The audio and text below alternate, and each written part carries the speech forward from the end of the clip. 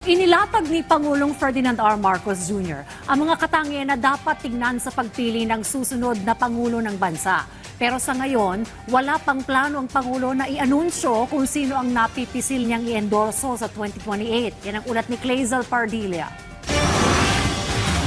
Who actually are thinking about not politics, but how to make the country better. We need to have nation builders. People who want to make the Philippines better. People who actually love the Philippines and love Filipinos and want to make things better.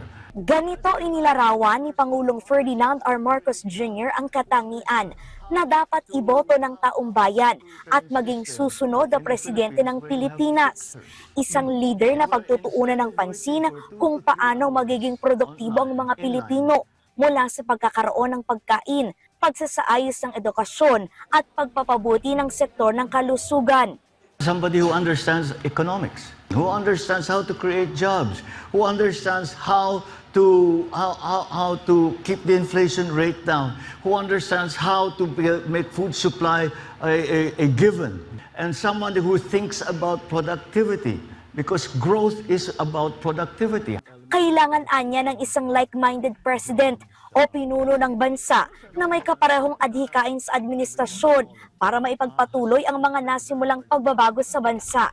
If we do not elect a like-minded president in 2028, all of these will just go by the wayside. May kinakausap na si Pangulong Marcos na posibleng i-endorso ng administrasyon sa darating na 2028 presidential elections. Pero karamihan sa kanila ay tumanggi. Bagamat bukas ang presidente sa pagpili ng leader na wala sa hanay ng gobyerno, mahirap daw iangat ang kandidato na walang karanasan sa politika.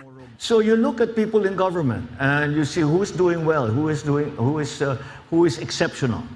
And I'm glad to say, exceptional people in government. Ang tanong, kailan kaya ia-anunsyo ni Pangulong Marcos ang kanyang napipisil na kandidato? Not soon. Not soon.